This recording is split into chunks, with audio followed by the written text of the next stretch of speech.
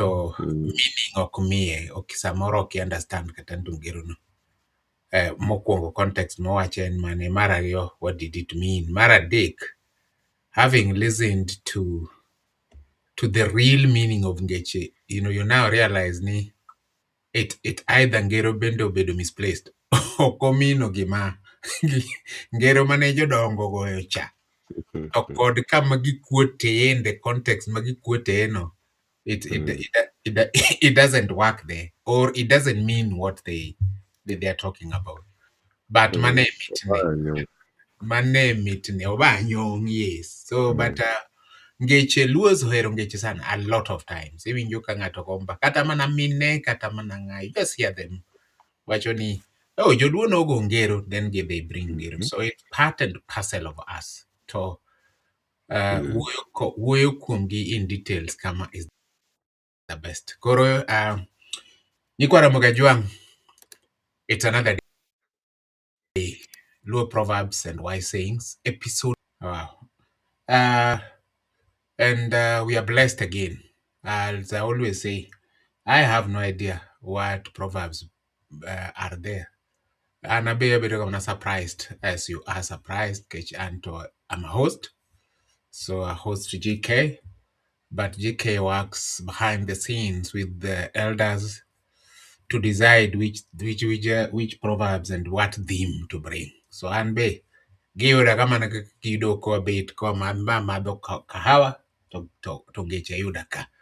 And therefore, Arwakudu to feel welcome. If there is anyone joining us for the first time, this is one of the places you want to be every Monday from 9 to, say, a few hours after 9. And it's one of those places that you want to be to just listen to how Luo proverbs and wise sayings are used and what they mean. And it goes deeper, very deep. And as I always say, you can only get that here, nowhere else. Others, thank you. Welcome. Thank you to Ramogi Cultural Institute for Luo Heritage Research and Education for giving me this opportunity to host none other than philosopher G.K. Ramoth as he takes us through these proverbs, being Luo Proverbs and Wise Sayings Day.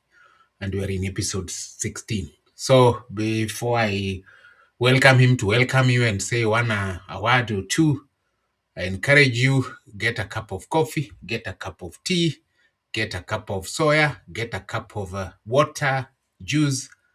But Apostle Paul, writing letters to us Ugenya people, he said, ni umadh tidit matin nikech ober gi iu. So jo Ugenya, license from Apostle Paul. Tidit kata ofiro moro kidogo kanyo. Alego poko mia gicha poko timo kama jakora alego podoko mi. Hakuna barua ya Apostle Paul kwenda alego.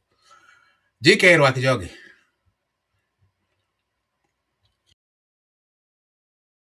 Erokamano. Ilikuwa Ramogi amosou kendo arwakou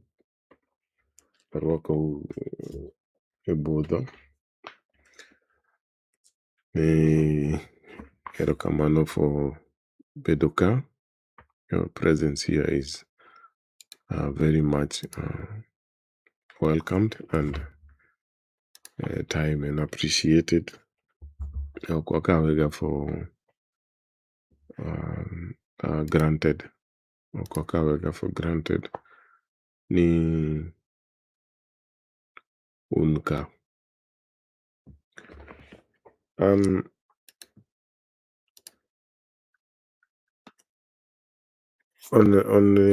odiechieng' kaka Monday ne wabiro wachokre kama. Odiechieng' ming'isowaga ne en chieng' ma kama nitie all types of explanations. Lakini nonyalo beti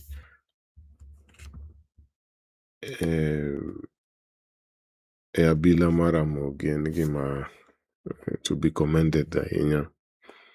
Wagoni erokamano to I hope ni oboland gimoro kawadhi through this session nitie gima bolano iwechewa mek luo gi. Erokamano. Turomo gi Cultural Institute kendo for Luo Heritage Research and Education. Erokamano for this space. Wanyalo wuoyo, wanyalo bet ourselves, wanyalo discuss one two. Erokamano from miwaga support, miwaga mako lwetwa, miwa nafas mabedo wan, miwa nafas mabedo Luo. Erokamano. Luo is our business. Luo is our business and we are open for business. Luo e ohala. To ohala yaw 24/7, 365. Wayawe sate, to pile, to higni te, dweche te. Erokamano.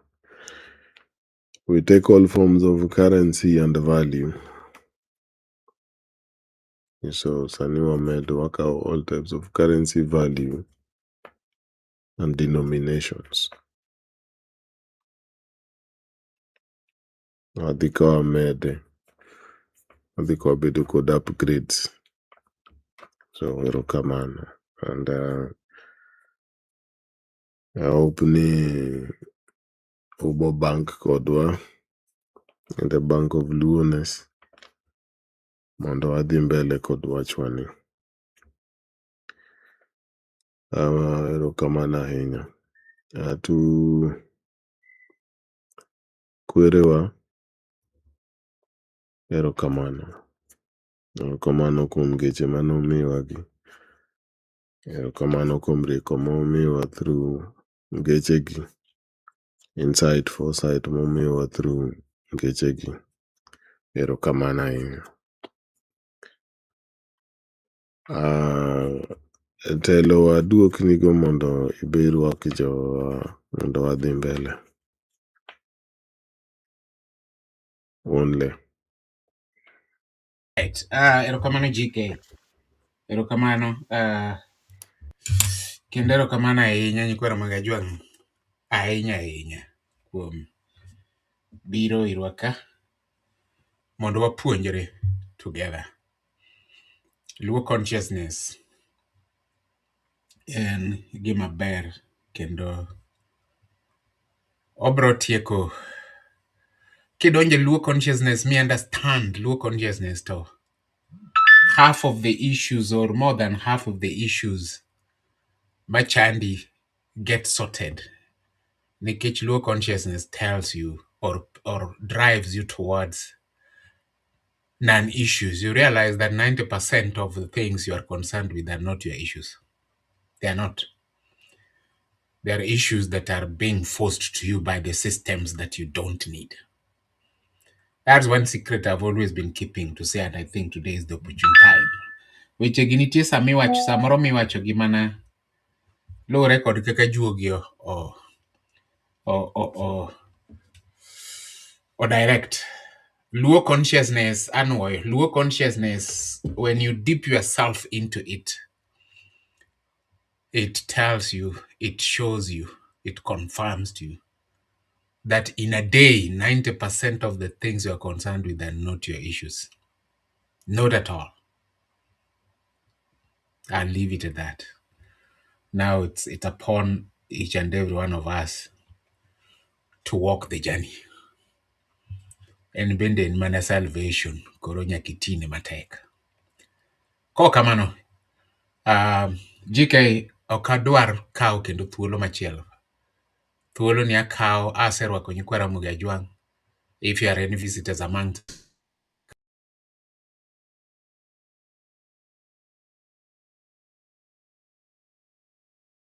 Nan malal kose in gichako kodi chon. it. Telo gidechako kodi chon. So I won't explain why. Okiwinja kendo. Yani lal matin. In clashes gi Negikwanyi networks. matin. Yeah, so sorry for that. Tiwinja koro. Koro winji. JJ Winjago. Yeah, right. So feel Awinji welcome. maler. Yeah, feel welcome to any visitors who are with us. Maybe you're joining for the first time, because every day we know we get new people who are joining for the first time to listen to us. They get read in Luo because they are Luo proverbs, but they get expounded in Luo because they are Luo proverbs, but they are loosely translated into English. Loosely because English can't get them. It can't. It just can't get them properly. And so I take this opportunity to welcome GK Ramoth, a man who needs no introduction in this one. So Ramoth, GK, I hand it back to you. I don't know what you have. I want to know what you have, and then we learn together and we dwell deeper into it. Thank you. Feel welcome, Ramoth. Makawuono gi the Luo part ma the translation ok bi bet, obo bet mana the Luo proverb and the English explanation. Obo change, obo loko format mana matin. Okay. So mokwongo, the first ngero mokwongo wacho ni iboth kalwang'ni, iboth kalwang'ni, iboth kalwang'ni, Iboth Kalwangni. iboth. Mano mean ni English translation ni you're scorched as a fly, or as a house fly. You're scorched as a house fly, which means a fly is a very flimsy but dirty insect. And because of this, anybody who is flimsy in character, dirty in body and mind, has no real personality, would be rebuked for having a similar nature to a fly. Both kalwangni. Marario.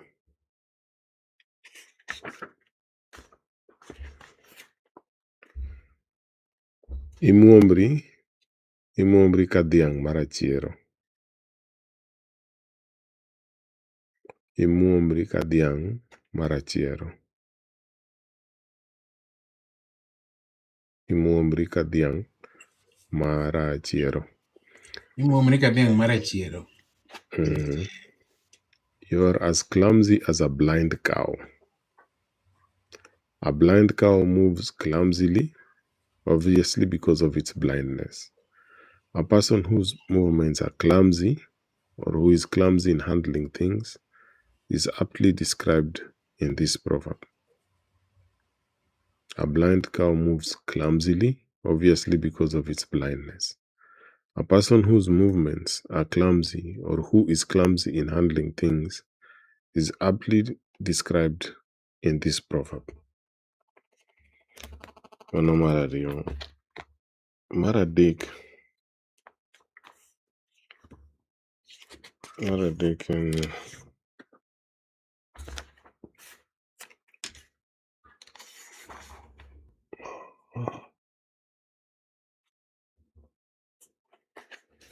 irungori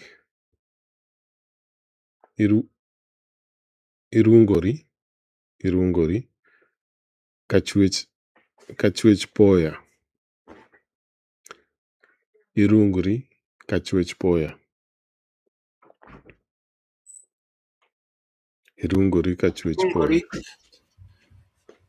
Kachwech poya. Kachwech poya. Mano mean you are poorly done, like the product of a beginner. Something done by a beginner for the Get it first now. time is usually not well done. No matter how well done the instructions are, the expertise of the experienced hand cannot be matched. This lack of expertise in the finished product is what is referred to as orungore.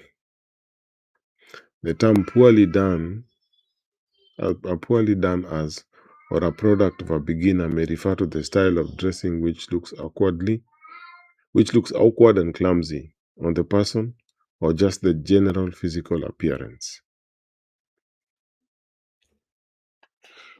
Mano mar adek. Mar ang'wen, isusori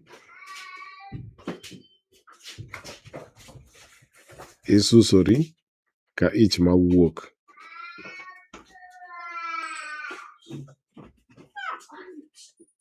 Isusori ka ich mawuok.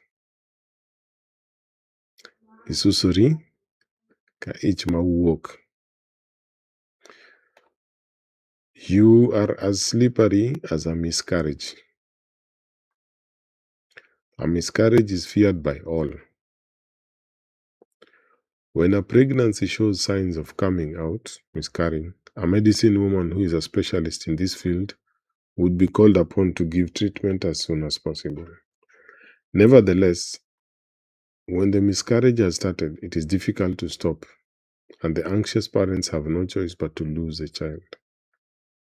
It is in the stealthiness with which this disaster struck, perhaps when one least expected, and hopelessness of the situation, the evasive motion that is being described here.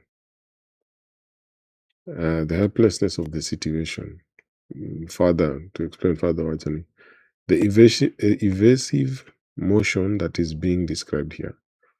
One is accused of being as slippery as a miscarriage because one has defied all odds to be kept in the dark. Mara Beach.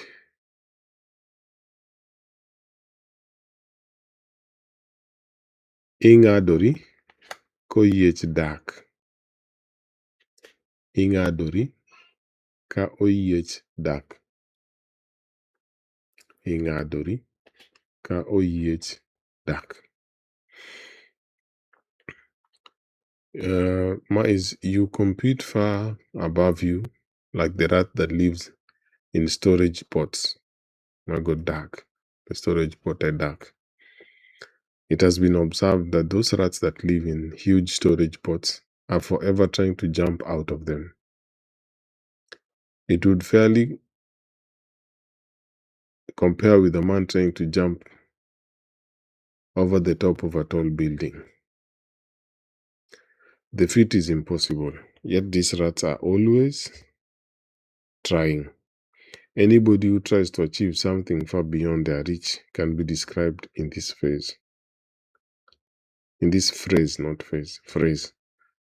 A child who stretched to reach a place far above him would be chided for behaving like Oyech Dak. Oyech Dak.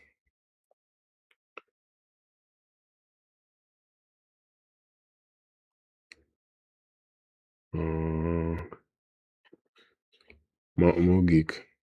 Amed achiel mogik. Iyukni kosuk chieth. Iyukni kosuk chieth. Meaning, you are shaking like osuga, a type of vegetable growing on feces. Feces provide natural manure to the soil, making it productive. When a housewife goes to pick wild vegetables, she is most likely to notice these vegetables which are better than the others around it, just shaking to be picked. However, any housewife, on noticing that the vegetables are growing on feces, would not pick them, much as the vegetables would seem to be dying to be picked. Anyone who is ever fidgeting to attract attention is rebuked for behaving like osuga that grows on feces. Mago e gin telo. Mago e ngeche makawuono. Makawuono gi pek. Kata gini Mm. gi from gin. Iboth kalwang, iboth Mm. kalwang. Yes. Mm. Eh, imuomri ka dhiang' marachiero. Mm. Irungori ka chwech poya. Mm. Isusori ka ich mawuok. Mm. Ing'adori ka oyiech dak. Mm. Iyukni ka osuk chiel. Mm. Yeah. Kawuono gi pek. Mm. Yeah, inyalo wacho nade kuom mago kapok wadhie? Koro Gimineno kuomgi. They refer to a particular. They refer to they're comparing a particular kind of behavior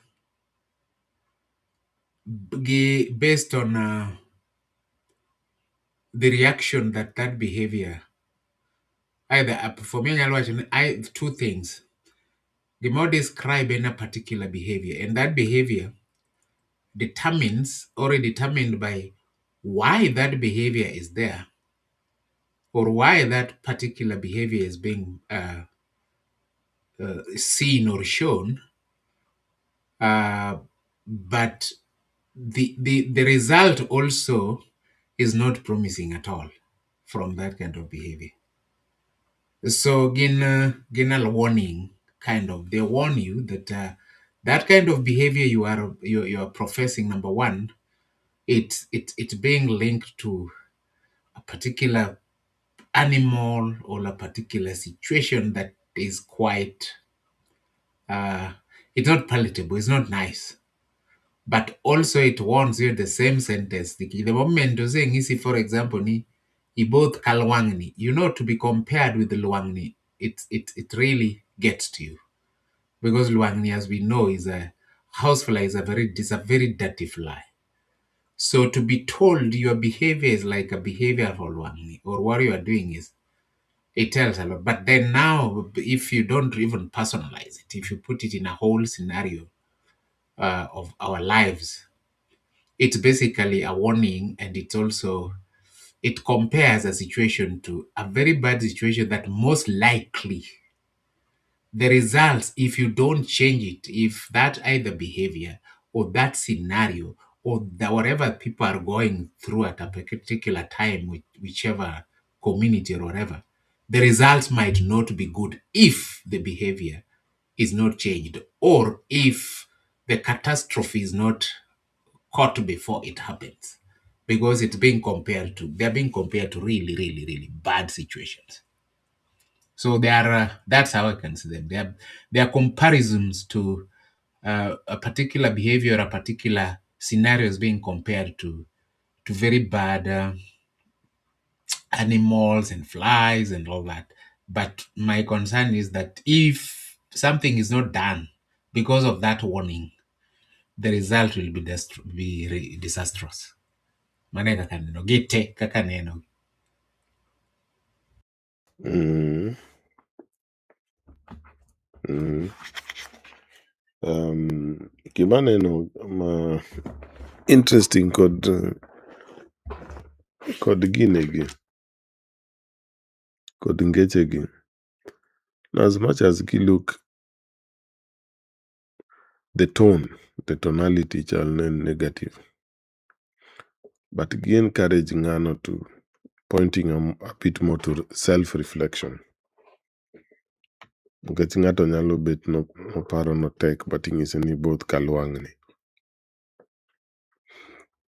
Nikech the individual kata ka en society olive ga life ne from inside. Watching it through his eyes. So magi interesting feedbacks. Yana sama the society obet your feedback loop. Koro ginyalo ng'isi ni kama itimo kama in both kalwang'ni, and gimit nikech for generation wani an gimit nikech majority of ji ok iwinj kaka nyalo correct themselves kata kowuoyo with themselves ni tiboth kalwang' ni nade to bring okel the more than self reflection, okel self correction. Majority gigi kaka gi sound ochal gima iwuoyo kod somebody else,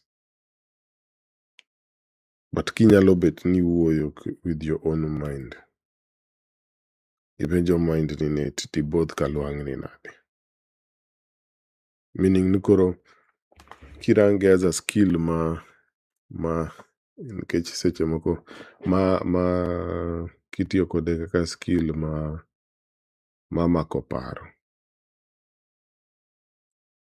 nikech kaka nowacho last week, being ni nyalo think ok mean ni in a good thinker, kata le nyalo think. But consciousness moting'o the capacity to think well, structured thinking, different types of thinking, mano ema differentiate dhano kod le. Ninyalo wacho ni sibuor be nigi strategic thinking sama odwa mako mwanda, but ok ine ka le tiyo gi strategic thinking no bolos gari kata ochwe gari, but dhano onyalo keto layers bo olos nyaka ndeke. But gima ne mora gima en kinyalo self correct, bedo a bit strict kod in iwuon, i self correct. Gimomiyo nakelo in this generation, ing'isowa so much about positivity, especially the social media ni en a machine for affirmations. The ones who hated in me, in 5 years you'll see me. Oh, the Lord loves me so much. If I remember about the Lord's love, I can overcome anything. Mago. Enga mana magi. So if anything is wrong, enga other people. Ni God mazi. Ni God. Lakini, ima interesting, i Proverbs gi, the types make Proverbs gi, inyalo makri in iwuon. Yeah. Okay, you can be all the things you be. You just start with imagination, kiawa. But thing is, to kendo itimri nade. Pachi, ing'eyo mokwongo i-form identity cha donge. I-form identity as process mar donjo into the society. Koro i-form identity bimiye nying. Koro wach ni Atila Dianga, wacha kaka example. Alafu ing'e identity no be nyaka imake. Nyaka ibed kod tools ma make nikech onyalo ringo. Yes. Nikech ineno social media kata joma richo to the max, ong'isi kaka they hated on me, change your friends and you'll go places, ineno. To en morach kabisa, en maonge ga ideas kabisa ma kibet kode to onge kumidhiye. But kineno To seche modwa timo gik aina go bende JK to ong'e verses mag muma te ma ataki. So iwinjo ng'ato kaka mano ng'isi ni the Lord will turn my sorry into glory.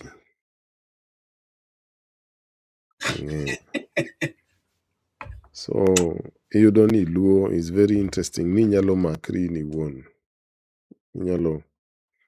Nitie nyaka Proverbs ma miyi control over yourself. Inyalo chwadri boka in iwuon. Kichako timo fuwo, inyalo chwadri boka. JK, the way you are bringing it makes a lot of sense. Nikeche, again, an individual, oluongini, iboth kalwangni. You go and sit down and you ask yourself, upima managilwangni, you have to self-check first. Hey, what has happened? Pima managilwangni, and then you self-check. And from there, it's up to you now. You either decide to be like Luangni for real, or you change for the better. So it's a warning. It's giving you a chance, a space to self-check, like you've said. Get your pimi Luang. Go to the bed, ping it. Atimo gima lich mopima mana gi Luang. So, or timbe na tinde chal ok ber ipima mana gi Luang. And then you self-check, yeah. But kora, mana understand, but I mean koro onge ng'amonyisi. In meeting of Proverbs gi in iwuon. To koro ema mean gi self-check. Yes. You keep an eye on your identity. Pariwa wuoyo in Luo thought and worldview. So the process machako bet ng'ama duong' ise form identity. Nawacho example par in Atila Diang.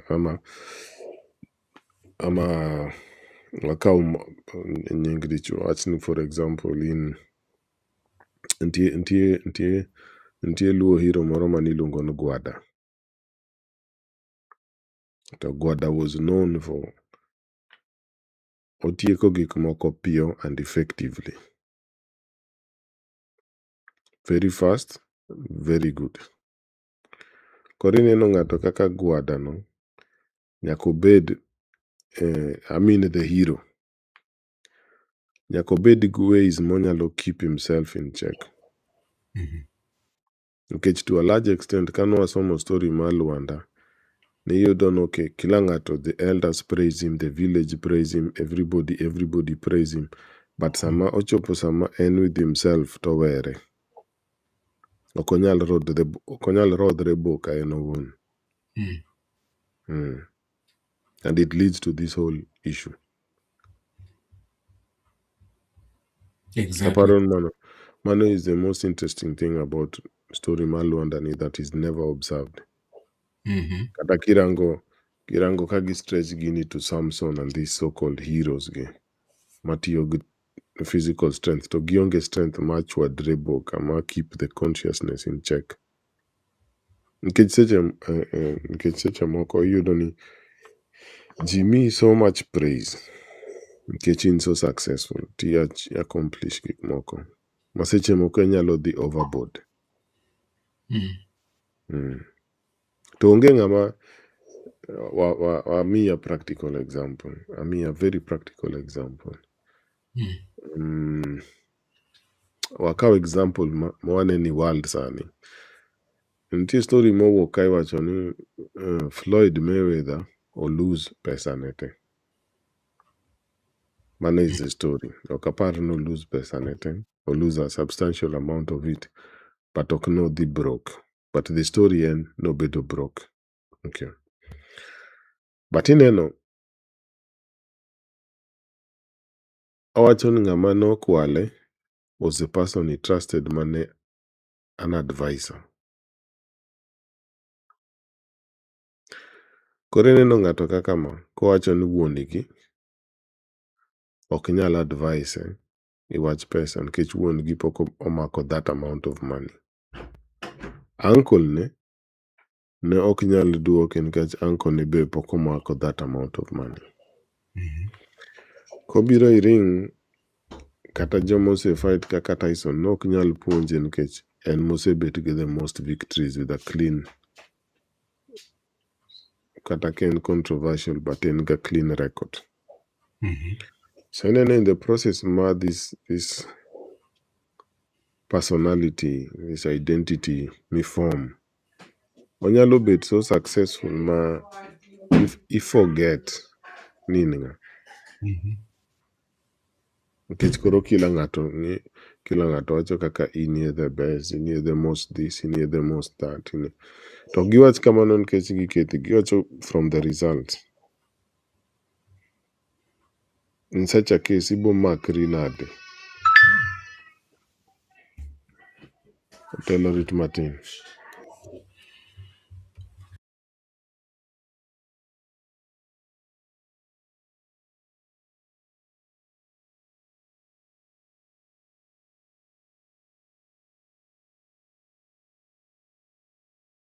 So telo in such a case, ibo makri nade.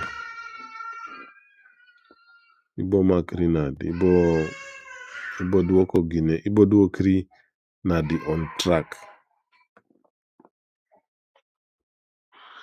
Nikech especially kaka wan wawuok e side miwacho ni ma nyadhi, so ibo chunge nade. Nikech already giseng'isi ni your culture en ma nyadhi, so ibo makri nade before ibed destroyed. So mawacho gi example mar story ma ng'aneno mar Mayweather. Ng'ama bo advice to kata ka en advice obo chopo kanye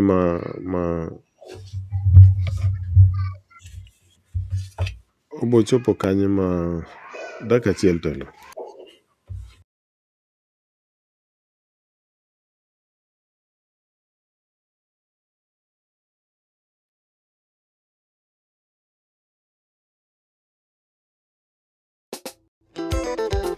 Luo Nation to the world.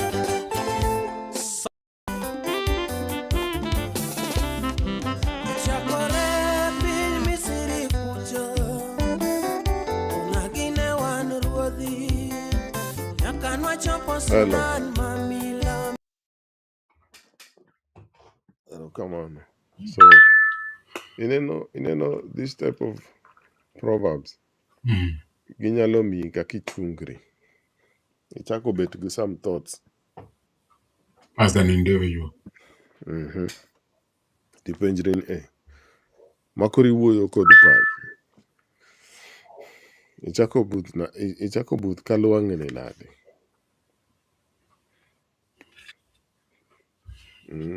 Ipenjo your own pach iwuon. Nikech kok inyal timo kama to identity to mano is a myth. Wawuoyo awuoya. Both kalawangni. To nikech iyudo ni koro kaka wacho kani you are as scorched as a fly. A fly is a very flimsy but dirty insect, and because of this anybody who is flimsy in character but ing'ene no describe kotere woko. But koro kasechako bet kamano ni kendo nitie gik moko monego atim to kadwa timo to abet mana mochido kata mentally achako entertain ideas moko mok make sense.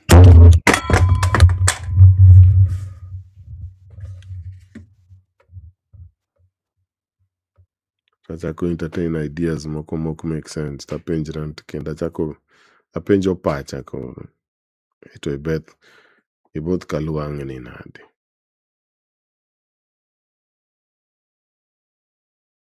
Iboth nade kaluang'ni.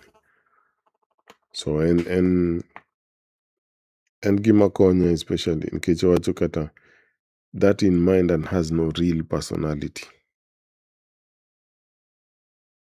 Sabo mako nadi ka onge real personality.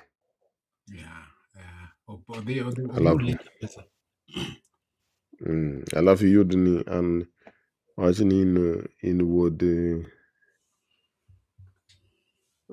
telo.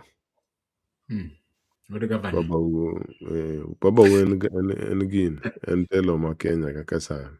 Jatelo maduong' chuth cha.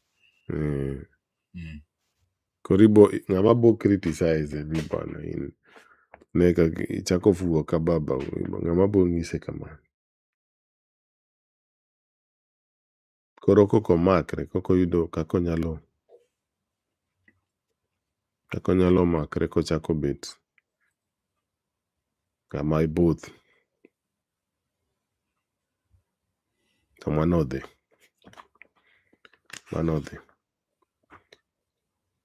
Moro no Emuomri ka dhiang' marachero. As a blind cow. All for self-correcting. Yeah. Gita gin self-correcting but odhini how self-correct nade. Nikech kaka ma anyalo bet nasechako timo gimoro to halfway through I noticed pana lakini amuomra igini. Amuomra igini. You don't timrega seche moko. Nachopo kama wachna setimo gik moko tase invest gimoro but gini ok tii to nok apare very well kapok adonje. Ting'en ka paro gino tanyalo chung' awachno ke mase invest lakini amuomra ka dhiang' magini marachiel. Nikech abo medo muomra kadhi mbele tadhi medo muomra nikech ok ane gima timre. Adhiya nikech wadhi but ok ane gima timre. Seneno maracha ne en amakra just in terms of personality but makoro adhi asechako fupacha asechako dhiye. But kila ng'ato ne ng'isa how it is a good idea.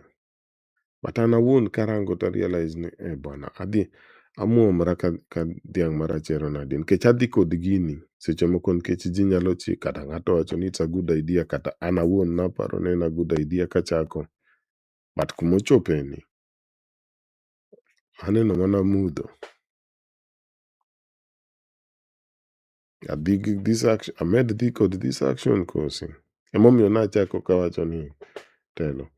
Ing'e at such a time ibo yudo this positivity mang'isi ni just drive on. The world is for those who endure. The race is not for the swift but those who endure to the end. Ibo endure to the end alafu itiek kidhier.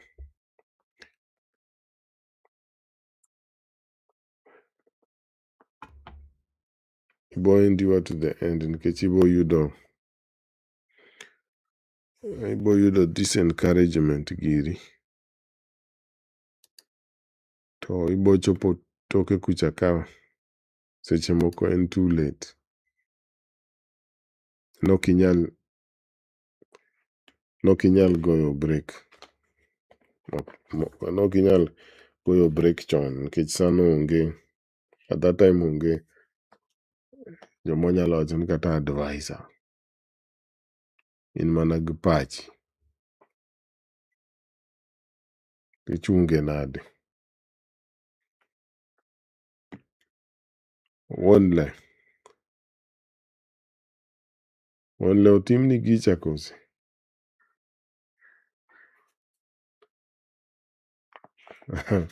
Wuon otimne kamacha. So mano be en correcting but en related with time. Waracha ne en correction michako nene from the beginning but makoro isedonje. To in mana gi pachi so itemo neno kaka inyalo chunge. Mar adek wacho ni iruongri ka chwech poya. Iruongri ka chwech poya. You're poorly done like the product of a beginner. Something done by a beginner for the first time is usually not well done, no matter how well done the instructions are. The expertise of the experienced hand cannot be matched. Telo iduogo. Ayudo power surge ma deadly. Baramba. Notama ni kawuono wani Proverbs ok wadhi kata super deep to gisechako kodi. So gichako kodi chon. So iruongri ka chwech poya. You're poorly done like the product of a beginner. Maki kigole from bedo outside. Makoro in lack of expertise in the finished product is what is referred to as oruongore. Ruongrok.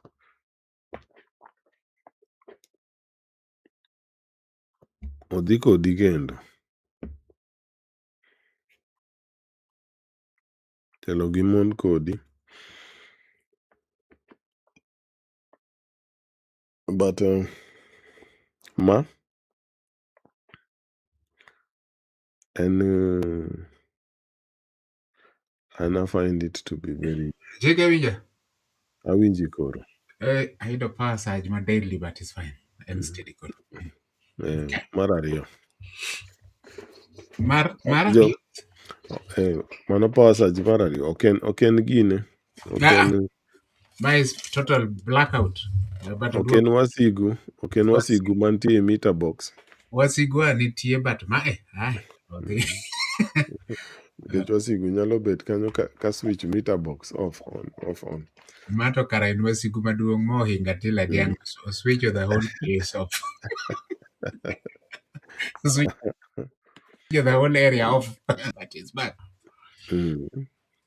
Mana wacho ni mar adek ni iruongri ka chwech poya. Ka chwech poya. You're poorly done like the product of a beginner.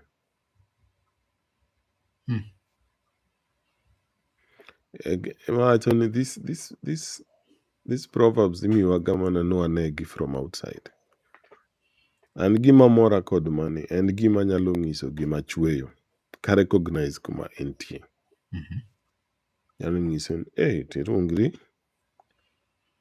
irungri ka chwech poya. Meaning ni I recognize na time as a beginner, but I mean myself chance. Ang'e na bo improve. For improvement. But mata accept ni ma orungre ka chwech poya. Meaning na anene, but I'm willing to learn from gigo. I don't know. This is a very Gima tugo, but it is a very, very important proverb. Nkech majority of one, especially Jomoa Africa, okwadwaga timo gik moko nkech wabo make mistakes. Majority of ji ok tim ga gik moko nkech gibo make mistakes.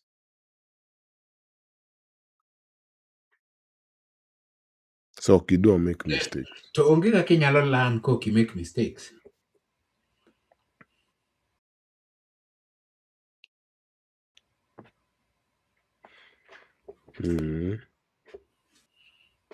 Onge kaka inyalo learn kok you make mistakes.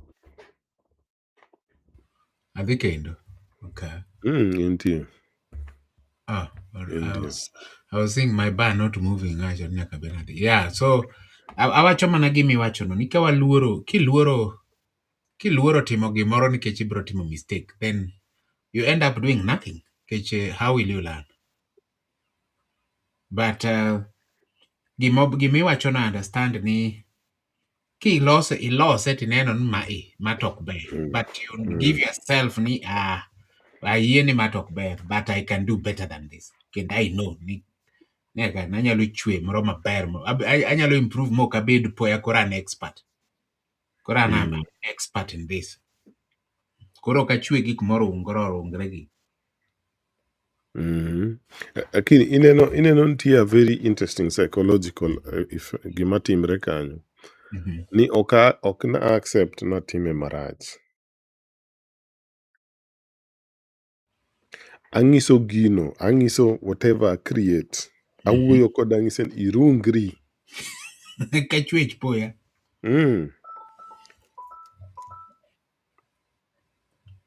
And a very different an angle ma different. Nikech owach ni ka ang'e na dhi loso gi 10. I don't know the lesson mabolan. But I accept ni ka ma the work of a beginner. Kora wuoyo with the work tang'ise ni adier in the work of a beginner. A beginner. Akia kaka bo bedo expert. Akia ka bo learn. But in the work of a beginner. Mano gima ok happen ga. Na accept, ma work of a beginner. Very rarely. Very, very rarely do a person can come to that can elevate themselves to that level. Very rarely. Nikech telo kata kowacho ni ji bo learn from mistakes. But you realize no mistakes really threaten your identity. Emomiyo this is magical. This proverb and important. Get you over your identity intact. Ingen kawacho ni okay, ang'e no kan expert. Abo learn later. To koki learn ingen identity ni is under threat. Correct. Emomiyo ji prefer ni kitim that thing. Nkech the identity is the thing that is at stake. Mondo remain intact.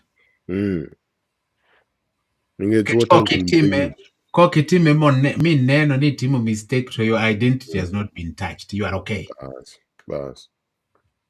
Emomiyo neno telo a large percentage of the problems mantie Africa. Yes, wang'e ni joka emo cause it, but jowa do not want to solve it. That's true. 100%.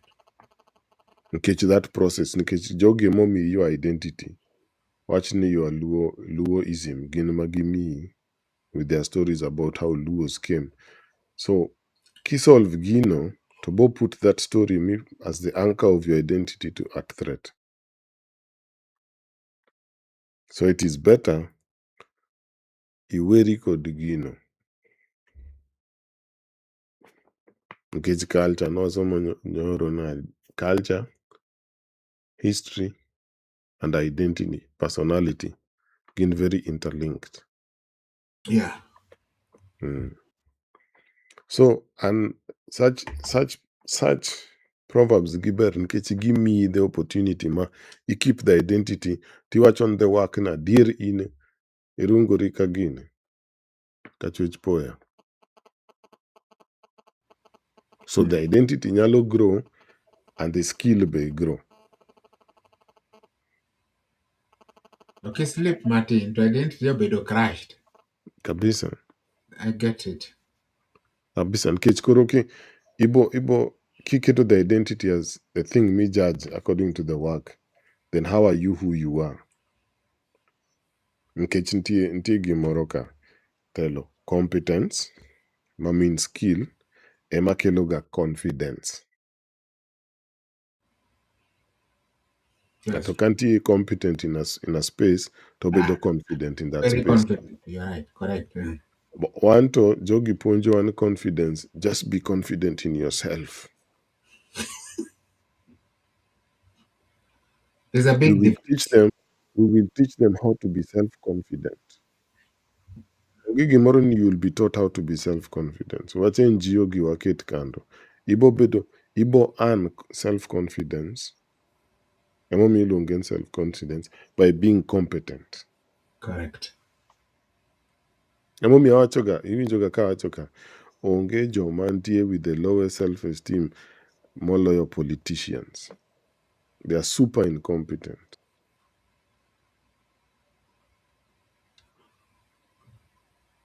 Ma self-esteem neno piny kabisa. Piny kabisa. Emomiyo they need money. Without the money, onge ji manyalo respect. It's only through money that they get respect. Wach ni kaka moko mineno, I mean a practical example. Nitie moko modonjo sani, gin politicians. But kata kane gin gi podcast ang'o kiwinje, ne onge sense mawuok i dhoge, ne onge competence mawuok i dhoge. Emomiyo so much iyudo kata our youths get onto two things: dancing and comedy.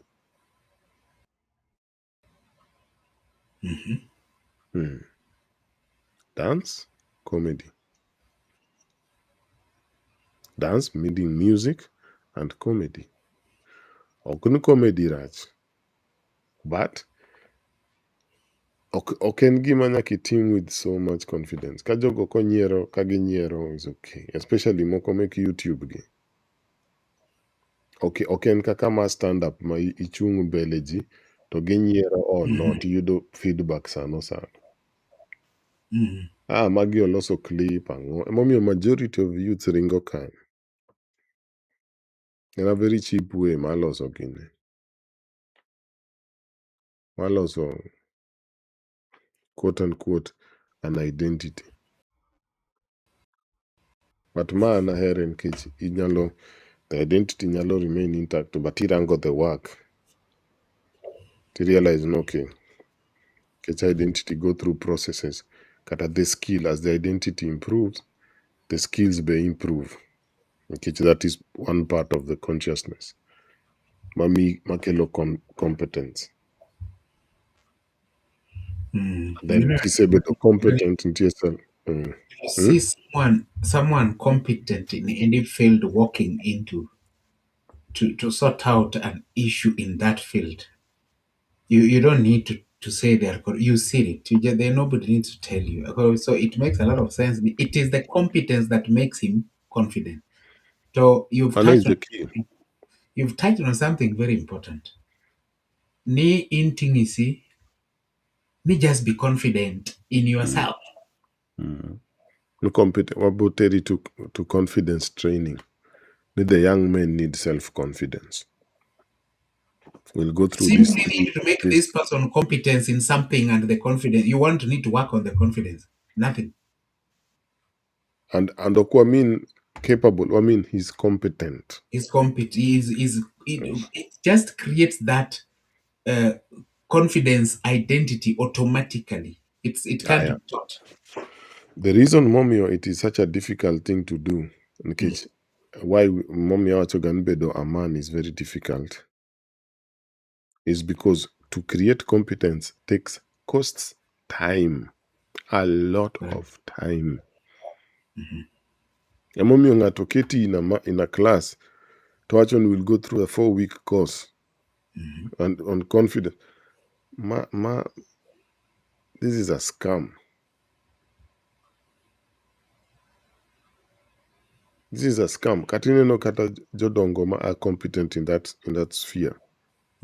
It's like the katabedo competent in luoness. Our time. It's an even more complex. Okay, on one side, okay, just profession, okay, just family, okay, just personal life, okay, manner consciousness, and a whole of this competent in these spheres on the bed than. So, mane mommy chuo hero shortcut. Mommy change now actually. The easiest way to get these rewards of competence. Tell my mommy achogani jomanenya lotimo polygamy was small. Because the women wanted men who are competent in all aspects of life. Competent. So they would only choose men who are competent. For a long time, it takes a long time to be competent. Many men did not reproduce. Watchmaron, everybody was given a wife is not true. From a Kibamo history or myth, but that is not what happened. Kirango Asian history, Kirango European history, Kirango African history. In case women have a type. Women, Madi produce the next generation, have a type. Not a range. There's a type they want. And this type, there's a way they measure competence. So Bobedo loyal to more to this competence. Not to the man, but to the competence itself.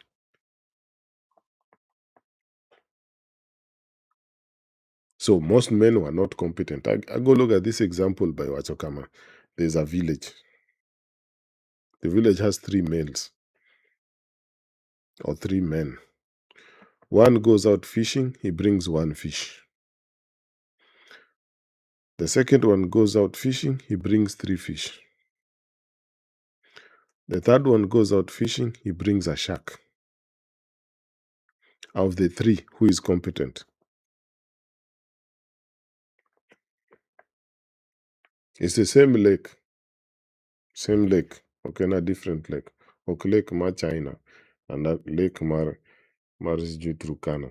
And then at the same lake and Victoria, for example.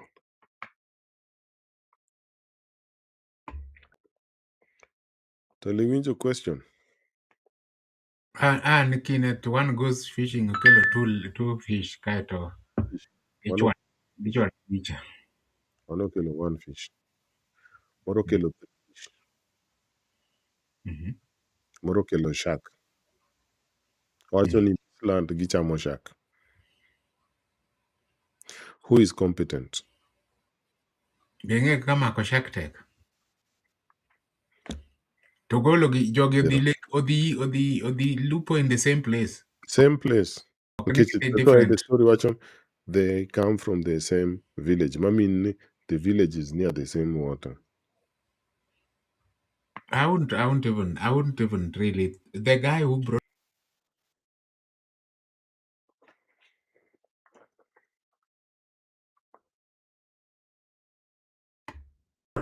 Telo gi nyoni kendo. Kaono gin kodi. Actually, weekend need the deep sana. Iwachoni, the guy who Gilal God telo. Mano is obvious. Mano is obvious. Mbakabar. Yeah. Telo iwachoni which one? And Am I competent? the sharks gets tempting. Ngani to matek mondo kill shark. Do they eat shark? In this place, watch when they eat shark. The shark is going to feed so many people. Competence. Jimangeng be nyalo chiemo e lwete because of the competence. Yeah. Because of the competence. To ineno ng'at mokelo the 1 fish, obo chamo fish no gi chiege gichako starve. The community cannot come and ask.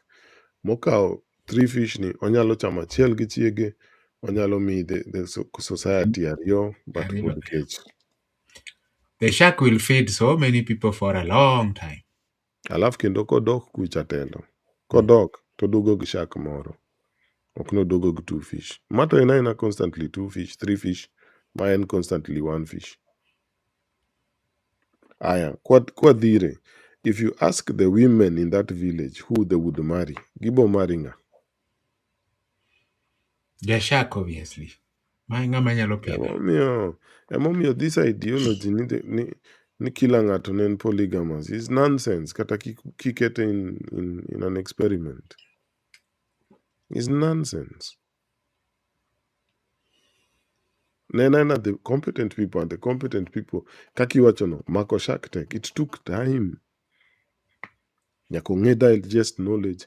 Nyako nge ng'eyo kako actualize knowledge. Nyako nge kako neno the insight in it. Nyako bed gi foresight. So many skills manyako master mondo bed competent.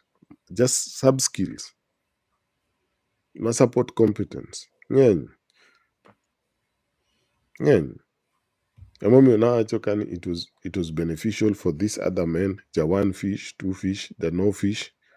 It was beneficial for them, for the women to be more loose. So they get a chance. So Gikelo, this idea is feminism, but it was more important. She is loose. No longer principles. So katakangani and manag have a fish. Mokwolo from the 1 fish person. To gidaka daka maber. Okay, even Osetio on her expectations marking. So even Katako give birth. To Moso konyalo convince nyako nini you can do it for yourself. Ibe in as a man, look, donjo, ne, or do you do another one? So it was their benefit that these women don't get standards. Okay, if they were to choose the thing that they really want, Gibo choose Jashak.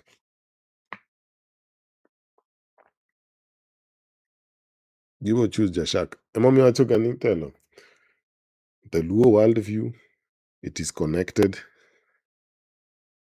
or can bits and pieces. It is a unified ideology. And still it will work. It's a unified ideology. So Emomi, it was important. The society bet come and Mondo give you the chance. So the more loose, by loose I mean the lower the standards but these people have, the more chances they get. To Gimomio, it is different called Mon Telo. Because what gives Mon confidence and how they look. And that they cannot choose. Ijaber amo kijaber. Mano is not a choice in the stomach or the womb. Mano genes of your parents. Kadakiocho nyako ni oko jaber. She had no choice in that. Katakiwacho kaji yude ne attractive on the road. Katakacho wacho nyako majaber. She does not even know what that means. Only know the effect of it, but to care what it is. No clue what it is. They don't know. They have no clue. No seri to me sexual signals. Mano kende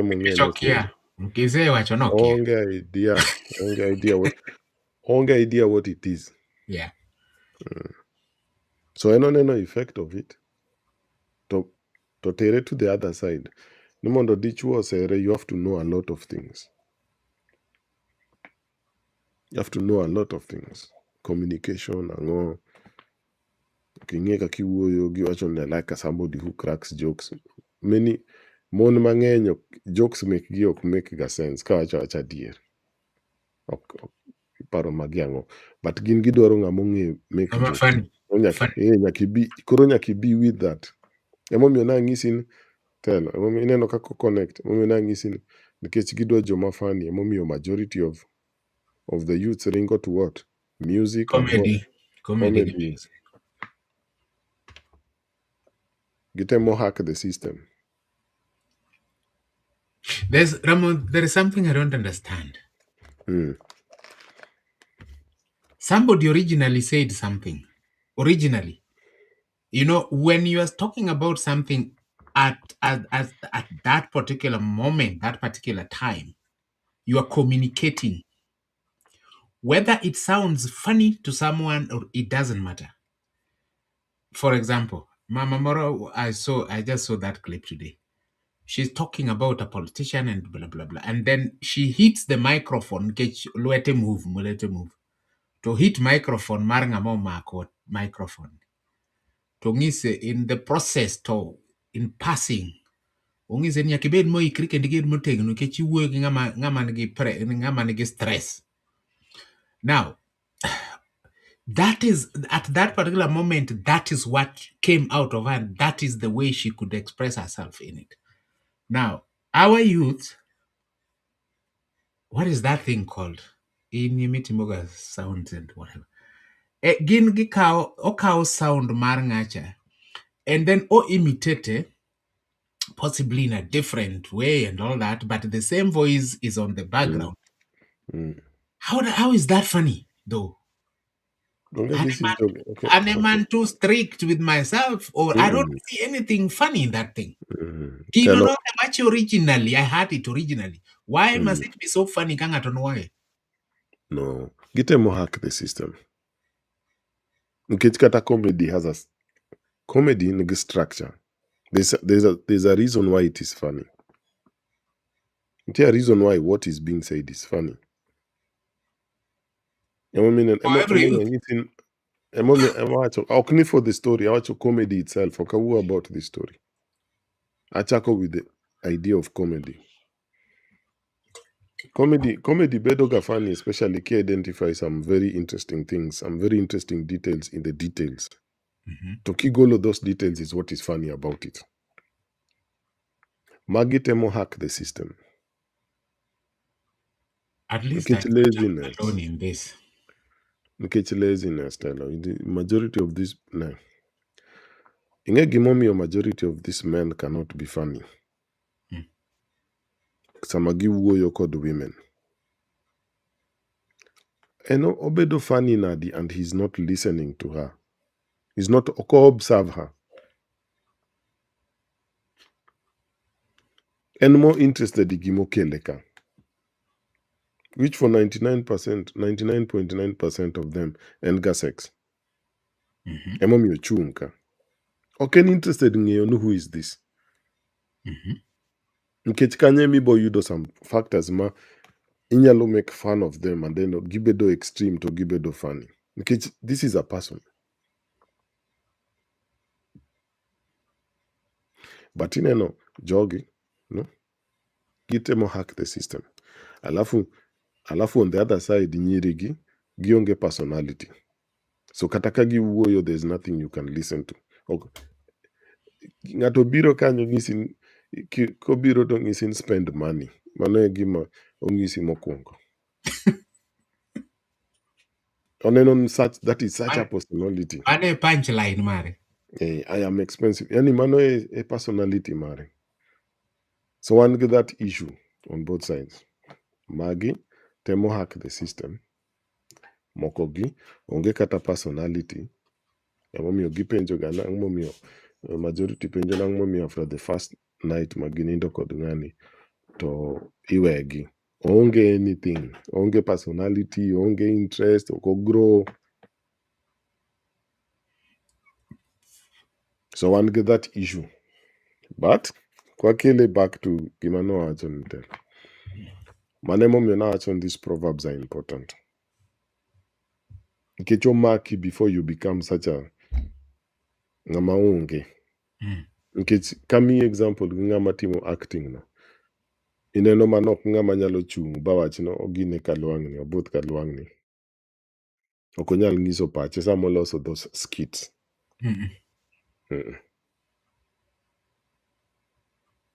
So in the same vein,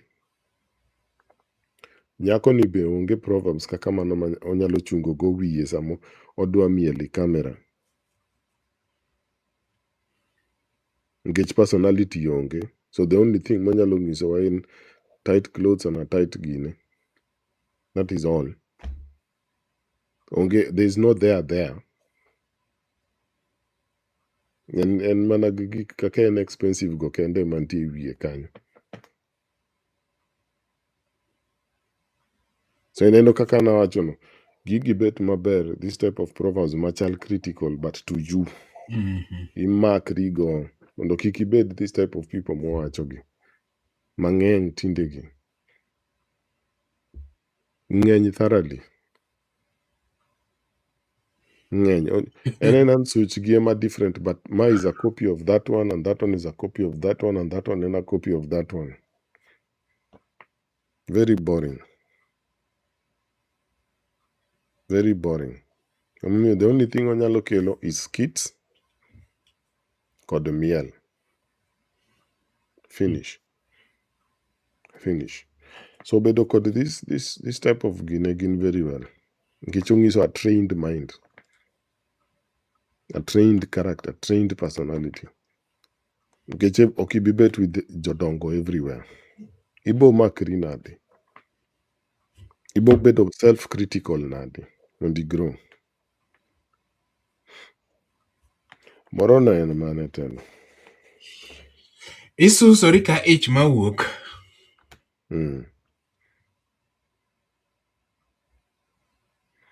Wacho, you are slippery as a miscarriage.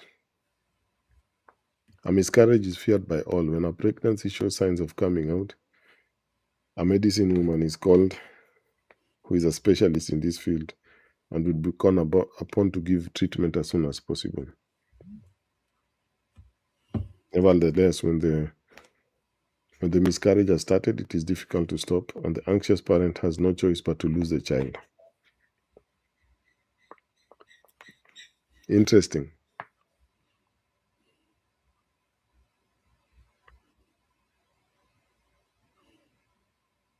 Ndelo iwacho nade kuom mano? Jike, sorry.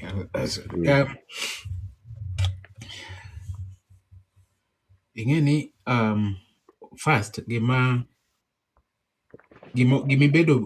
gini obedo associated with. In fact, manyalo mi bed piny moloyo modong' kate. Luang ni berbere.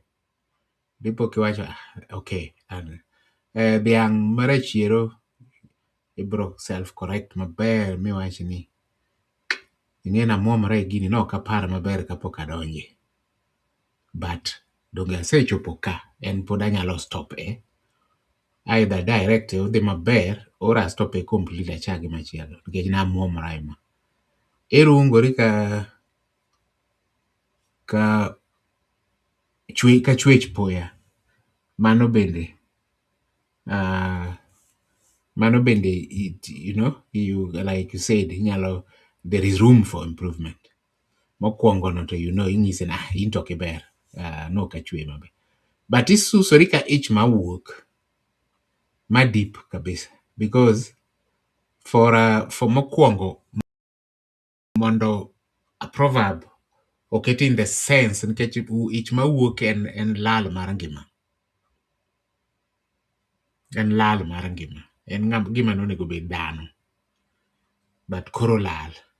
To koro in iwuon inenri in that sense. Ichal ng'at ma is losing life.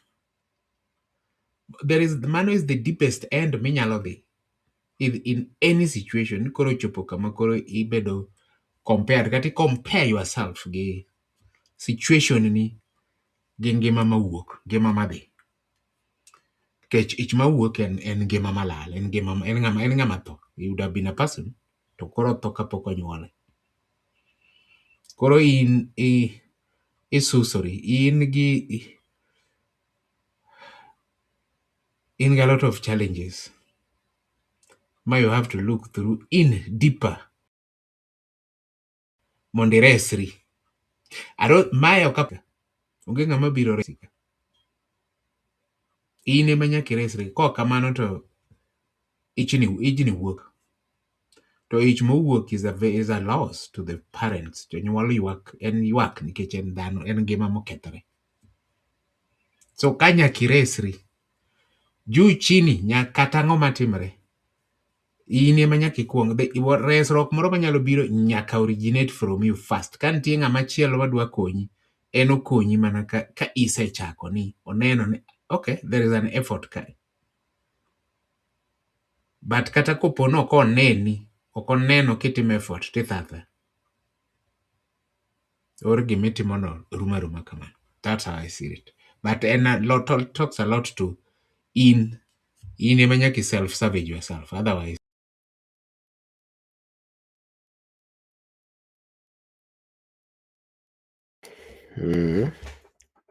Mit. Dholuo mit. Luo worldview mit.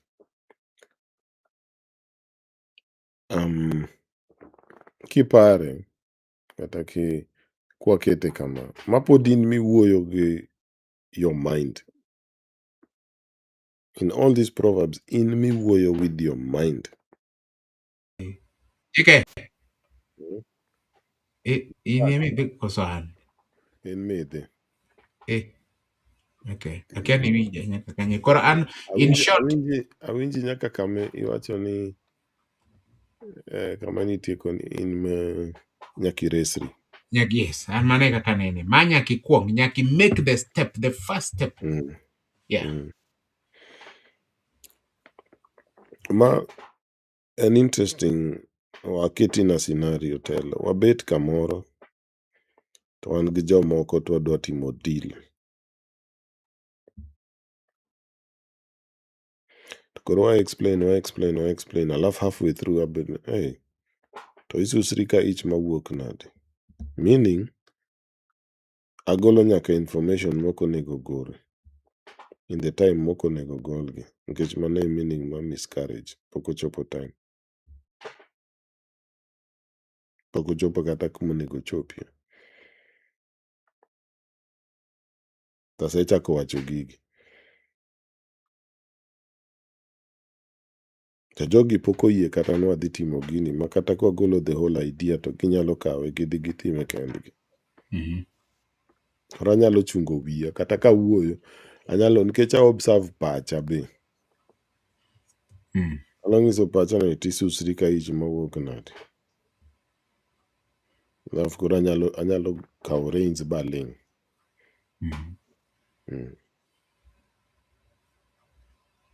Nikech owuok ok odonji in time. En mama ni ma koro donji pregnancy ko explain gigi. Ama the writer. Wach ni mama ni nikech kia ka en mama ma en dichuo. Example seche moko ma jogi kawe ga gigole ga oko. But the proverb kiwinje the proverb itself. Nowacho ka ni nyalo tiyo kode on several levels.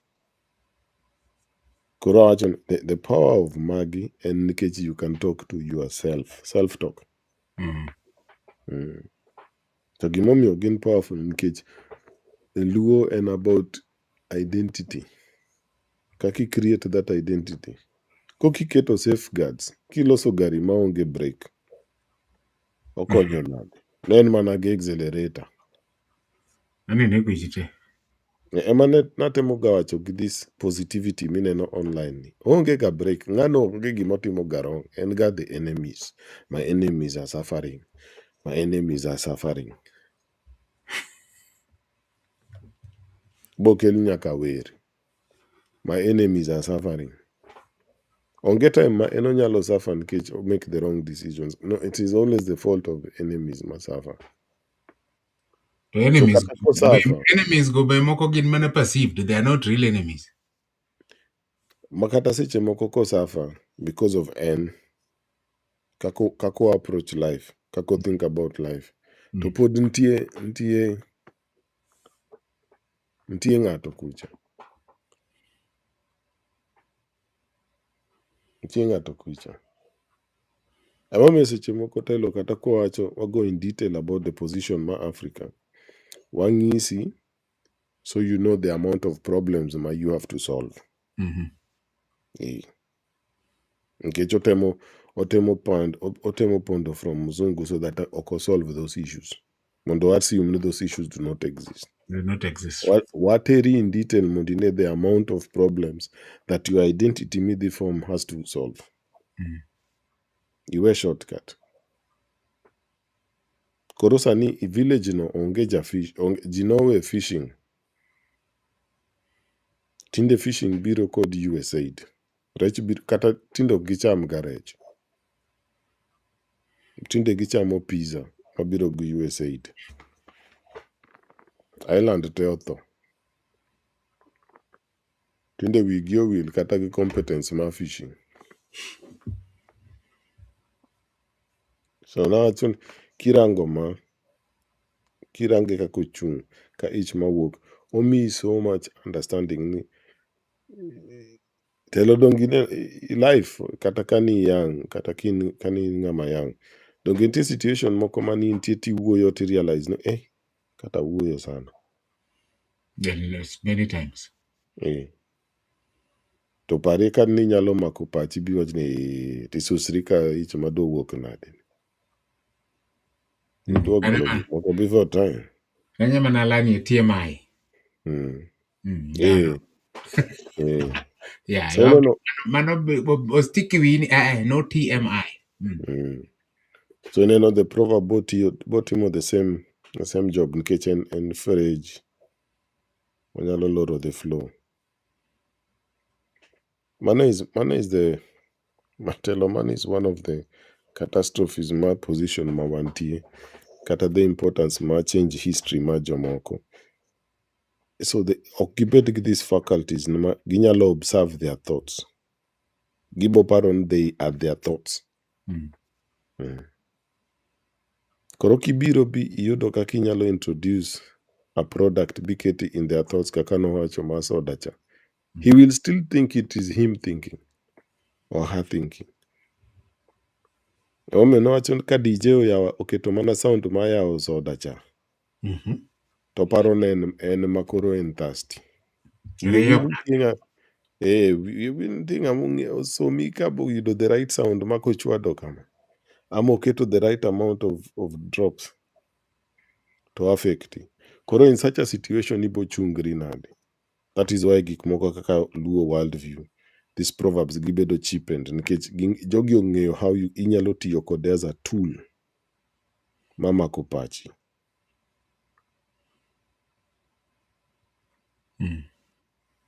So nyaka the story nyaka change, the proverbs nyaka migi another completely different meaning nikech koro ok inyalo mako. Ok gibed your defenses.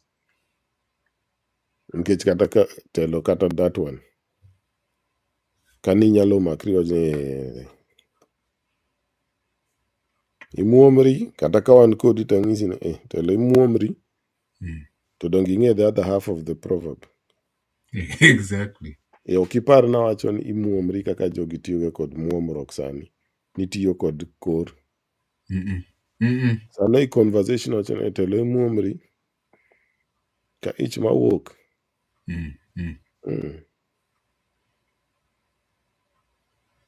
Wanyalo bet gi jaluo moro onagi. Eno understand proverb no kaka ong'ise no understand. But ini understand ang'isi telo TMI.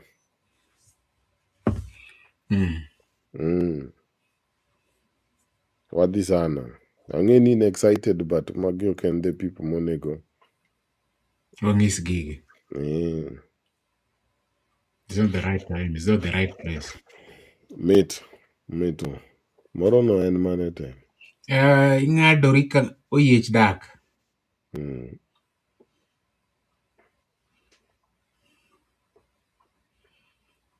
Oyiech dak cha. Dak tiende nang'o? Ok en kamoko. En storage pot. Storage pot. Oyiech dak. Oh, storage pot. To be honest, I was taking it as dak, yani kaka dak gi ji and all that. That's how I read it. But dong ineno kaka those words relate to each other. Kumantie storage of food kanye ma ji odakie. Correct. Yes, I know dak. Oyiech dak, yes. But kamantie food ema ji dak gae. Weri gi tinde ming'iso wa ni ng'ani en polygamist to en go ot but kata gine niluongo gi nadi granaries ka oonge go. In fact, ok onyal kata store food telo. En polygamist. Kata technology ma store food oonge go. En kila saa kin wuode mokwongo othagi kaka onego ior pesa kia Nairobi mondo igine. Nakior pesa dala. Noteri skul. Nateri skul nakior pesa. Mondo ipidhe kod chiege. To every year omedo moro nikech tinde itiyo posta. So in tiyo posta omiye right ma medo dhako. Gode tinde duong' postmaster. Kericho cha. Tindo tiyo gi bank Nairobi. Otiyo e IT. Koro mi stress. Obedo responsible nikech koro itiyo.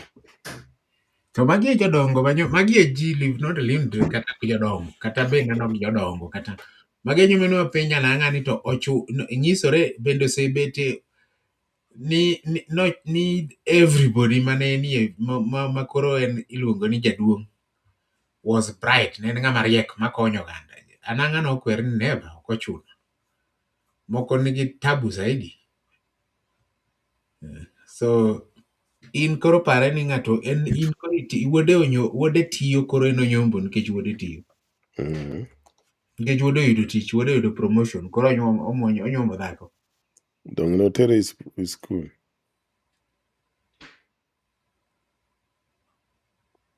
Dong noteri i school to. So it's just back to the end. To iwacho ni otimo kamano, but koro en oyiech dak, oonge kata storage, ok onge gimo store. Onge. Kata puonjo nyithindo that technology onge. Koro kok onyal puonji that technology, onyalo puonji which one. Kaka ibedo ing'eni dichuo ber ka gi mon mang'eny, magi rieko monyalo miyi.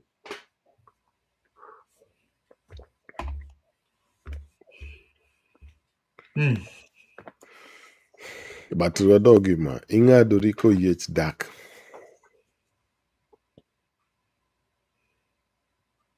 Ing'adori koyiech dak.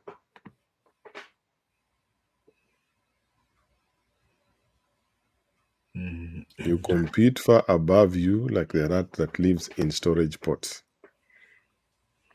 It has been observed that those rats that live in huge storage pots are forever trying to jump out of it. It would fairly compare a man trying to jump the top of a tall building.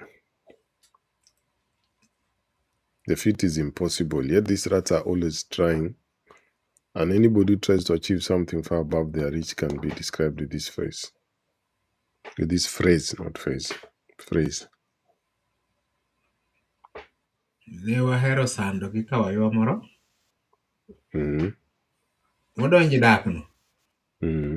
Wating'o dak to wakete laro oko. Tikwinye owuok oko. Idwa gweye gwech ma. I'm just thinking in terms of koro life. Ni ng'adri koyiech dak.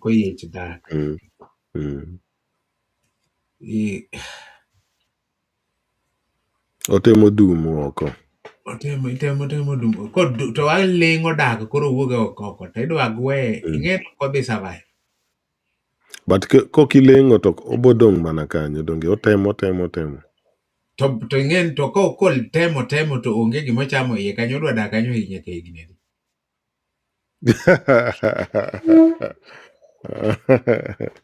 Odwa dak iye kanyo higni adi. Iye kanyo onge storage mar chiemo, odwa dak kanyo. Ok onyal wuok oko, otemo nochikre to ok onyal. Koro I'm just trying to put it in a scenario of life and scenario of you know, of real life story. Koro kokeno yie. Iyudo notek telo kendo ka ng'ato pod nyalo konyi mondo kik idonji situation kaka mano. Alafu moro manawacho ni donge ineno kaka oyeyo no temo jump, otemo wuok. Otemo dum mondo owuogi i dak. Gik moko mimiyowaga gi to ok en solution, but ipuonji ni that is the solution. Tibo temo zaidi. Ting'eni komedo bedo stressed kanyo, to medo pielo i dak kanyo. To mani ng'en be imedi tich, in emi biro luoko kendo dagno. So it's mess ge in emi the clean out mess mo create. Bas. Kech kidwa tiyo gi dagno, idwa tiyo, say ni idwa kete pi or idwa tede nyoyo. What you do, ok inyal tede nyoyo go yeyo. In fact, kata so long as no yeyo neni gino, you have to wash it properly. Kedo maber sana. Ochako ng'we akiang'o. So it speaks to to life itself. To kik otho iye kanyo telo kaka niwacho. Koro ati manade wakonye. So ema wacho parie ka en paro. This type of ideas mimiyowaga gi, it will not work. It doesn't work. But ipuonji that is the way to go. Ibo makri when? Ibo go break when? If I try just, alafu ngisi verbs moko mwacho ga, Proverbs moko mangisi kaka. Proverbs moko mang'isi kaka Mm. ni ng'ato keto ni proverb kanyo kara en nonsense. En nonsense. Shortcut and shortcut. Mondo mi hope. En nonsense telo. En nonsense.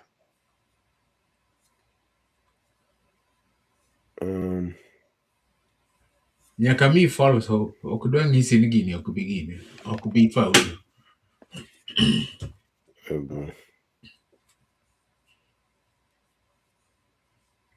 Nyaka mi gima miyo he cling to that thing as a hope. To ken onge kama dhi teri to. Gima wuondo e ni mo ini dwaga chikre oko ka en light madonje i gini e dagni.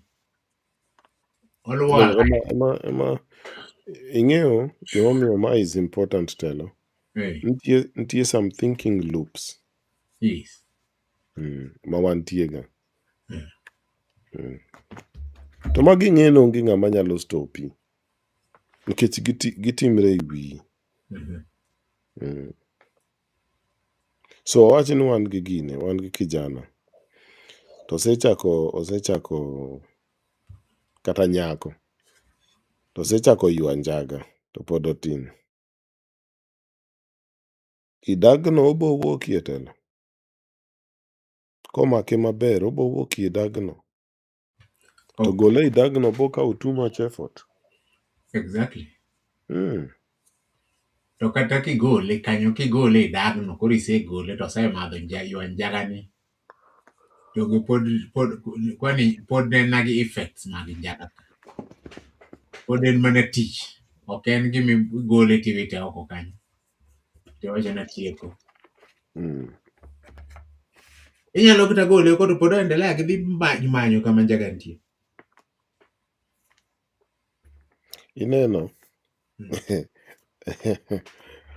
Iluonge ni drug abuse.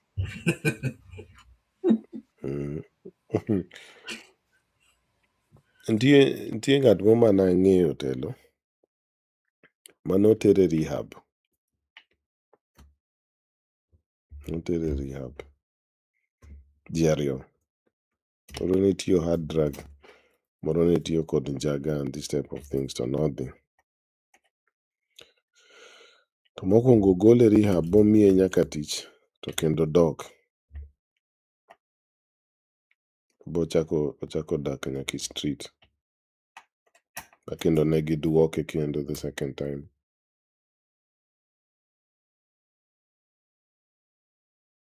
To ng'ama ne duoke no ne en very positive. Ne en positive kabisa.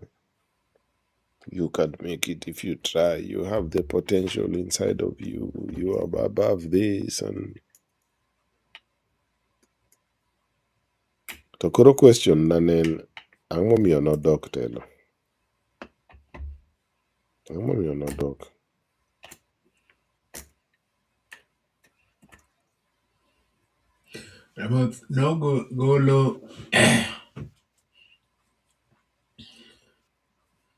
Nogole rehab. Nyaka ipenjri sama ng'ato dhi rehab. Ang'o ma gigolo ga? Gigolo ng'ani njaga koso gigolo njaga kuom ng'ani? Some rehabs don't know the difference. Na penjo moro motamo gin mano gima pod kineki giwinjo ga nyaka ni Nyasaye nyuolo. Telo ipenjo gigo bana. Idwa ketho funding ma USAID. Ang'o momiyo ibiro gi questions ma technical. Kwani luones nini ok iwe piny bana. Idwa ketho. Sama ng'ani jogen kae ang'o mugolo from what? Nitie golo ng'ato njaga to nitie golo njaga kuom ng'ato. Those are two. Igole njaga koso golo njaga kuome tiwacho ni okay onge maber. Kae tidhi imiye tich kanye.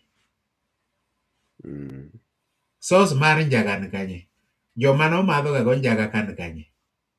Nikech in gimiparo nikech koro imiye tich koro ikonye. Yani pachi wacho ni tich ma koro bro ga ok dhi gokinyi koro ikonye ndi. Bo keep busy. Kwani otiyo 24 hours. Koro the difference is ni nitie nyaka ging'e mokwongo gima gigolo from which one. Emomiyo ng'ano nodok.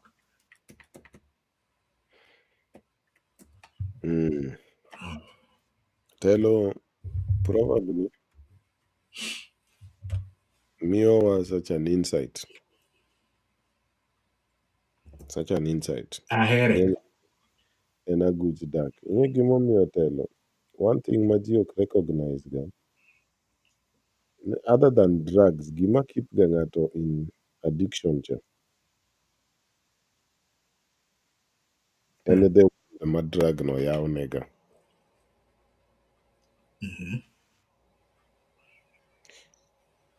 Kapok obedo nyako ma ywa njaga, wa concentrate on nyako ma ywa njaga nikech tinde nyiri gi ywa njaga too much. Too much. And it is no wonder giwang'o school. Too much. Ok en gimineno kama but janjaga completely to biro nigi demands. So owacho ni gino yawonega totally different world. Okawo example ma nyako ni before ochak ywayo gigi nonyalo kalo dhod cha to nokian kanye use njaga. Nokia kata jomodak i plodno. But the moment mobo bedo exposed to this thing, dhi yawone a whole social system ma en moneno.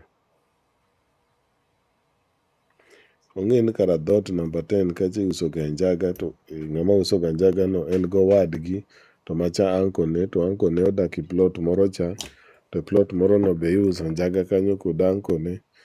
Oneno a whole world manokone. Gigo biro ga obed cocaine obed. Gibiro ga with a whole world. In sami temo konye ineno mana ni deal with the drug. We will need the drug is a whole economic system. Kwani eno pidhe. Gino travel completely nyako chop. Labda wuok Uganda o travel nyako chop i dhoode ka. That whole system inokine but enobo biro understand that. Koro seche moko ichwade counseling to ok donj telo.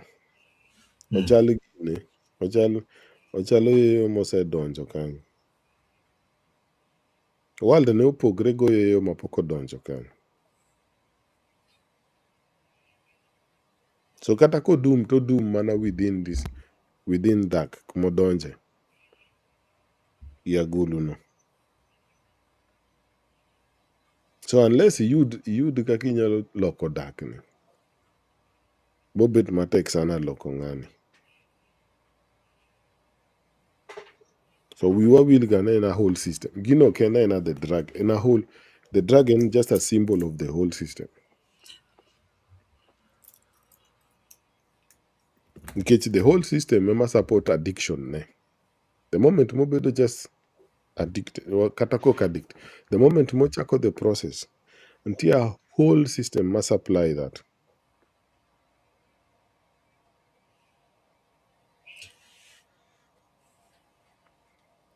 Wajegi moro telo. Ramoth. Ne an gi two scenarios. The drug abuse. One scenario. Telo wapenji mokwongo. Ang'o miluonge gan drug abuse? Is it ng'ano ema abuse the drug, meaning notiyo kode marach, kose oyanyo the drug, kose ochwado the drug? Language no, we use it, kendo ahero use kabisa. Some joma soba ema waluongo ni wacho ni drug abuse nikech waneno, in fact ok nwaneno ng'ano oyuse marach. Takia kaka expect ng'at ma in that situation mondo pim ni koro ma ayuse marach kata koro ayuse maber. It's a drug that changes the mind once it goes into your brain. Kise kati you manamatin manad, it changes you in a way. So it's a sober, the people who are not wearing the shoes are judging the people who the shoes are painting. So in a language, Mabende, I've always struggled with it also. It's funny, you are also asking that. And manakaka a painting AI me, what does it mean? And, yeah, some dynamics doesn't make sense to me. So Ramoth and give two of that scenarios. Tomanaka kiwachono. These drugs moko idho nyaka ndege. How much do you think these people are using? Gichulo tickets for those things. Koromano that dynamic mi wachichani is a whole economic system. But wawe mano kando. One scenario enma kijana ni nyaka use that drug nikeche mano koro a shield mare from abuse in the street life kama gininde. Tiende ni iyure odhi ome ne jogo mok dwar dhi kami ome cha. Tok ome non obviously odhi ng'iewo iyore gi pesa to dhi okelo. Koro en a transport. To koro en bende nyaka miego nikech you can't be traveling and trading with the gimikia gimok use. But koro en safe nikech koro bedo protected gi these bigger street boys and street families. To him is very safe kendo goni mbaka no komor nikech mano is his protection. The other one tiyogo ni mondo whatever happens to him even at night, and I'm talking sodomy, let it happen, but I don't know what is happening. So I would rather use it and get properly out. I must be out of my mind. So that I don't want to know, I don't want to care, I don't want to catch my life more lead in a street or dark street. So you bring these two people and put them in a scenario, me wachocha, itero gi katani, neke dwaro rehabilitation, give that kure and all that. The one has got a totally positive idea, positive, what is the word I'm looking for? He's positive about it. He wants it. The other one doesn't care. You're taking him out of his comfort zone. Ichule nyaka koroko ore tichule. He's now trading. He's making money. He's doing dealing in that, and he is safe. The most important thing is Nikoro and under a lot of protection. Nothing bad happens to him at night. Okete koro a scenario makoro nindo kama safe. Unlike this other one who will sleep anywhere and anything can happen.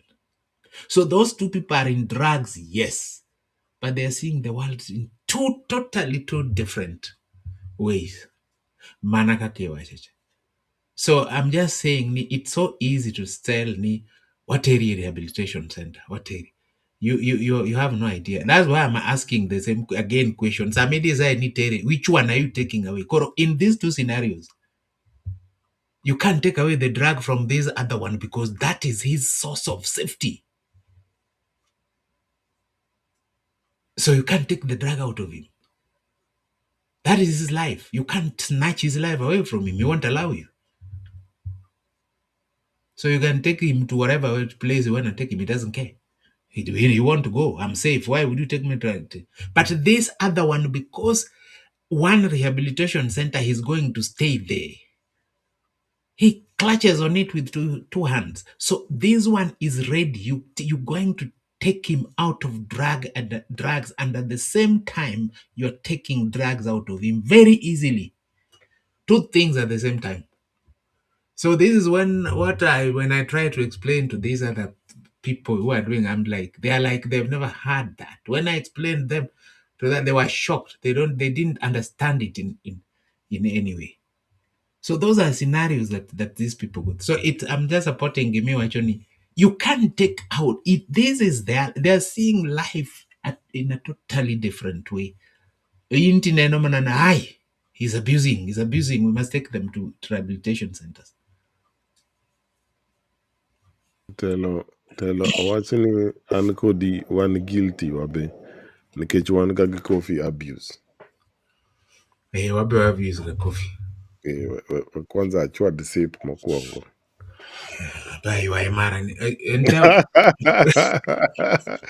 Wacho ni wan addicts to wayie. Jike break kawuono wago break wago break eka waduogo watiek morono. wago full stop non-stop break. Wago e break eka waduogi morono. Odong' adi. Igwaramogi wadhi e break matin. This is the sweetness and the beauty of Luo proverbs and wise sayings. You just take them as that. They are deep, they mean life, they talk to consciousness, and that is what Ramoth always does to us. A short break. We'll be back for the 6th proverb. Yuknika osuk chieth. Thank you.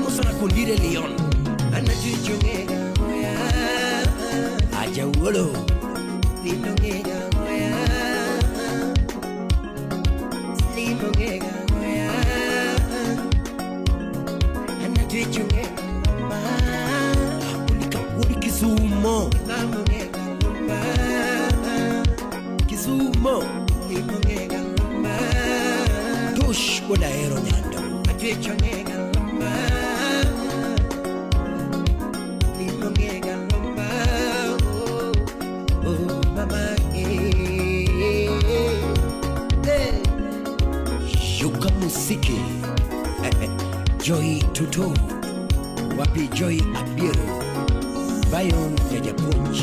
Yoko Wino ni Mado, Musiki Banyo. Wana Malaika, Ponyo Pini, Bebe Kama. Namuko Yanda Paro, Mama Namuko Yanda Paro, Ulum Director.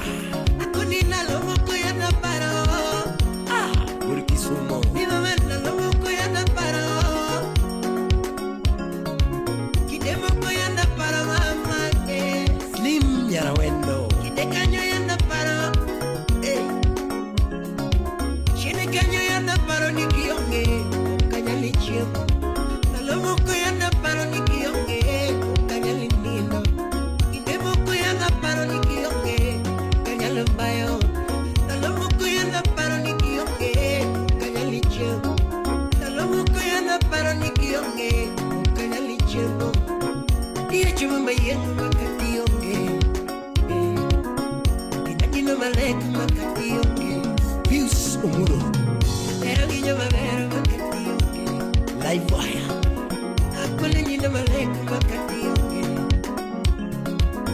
Mama chuma yengu makati yonge. Wapi Rosie daktari. Ajina malek makati yonge.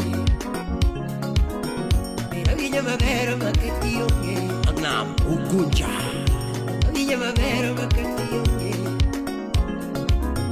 Kicha yuno gara mayani sumulama. Kevuti mbayada. Kuna yuno gara mayani sumulama. Mayuno monga ngweno kadwaro wako. Moga gwero kadwaro makon. Nigora panamagino kumudali. Wapi Ajwang Champe. Mamongega wayalo kanidadi. Leon Hats. Imongega wayalo. Okay. It's a What's your poke. The coffee abuse. One more abuse coffee. Mm. Black gold.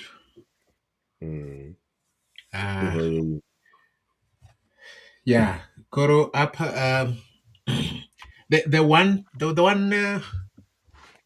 one profound thing with these blue proverbs, Nyukwaramogi, and they cover a lot. One alone, you can talk about it for hours.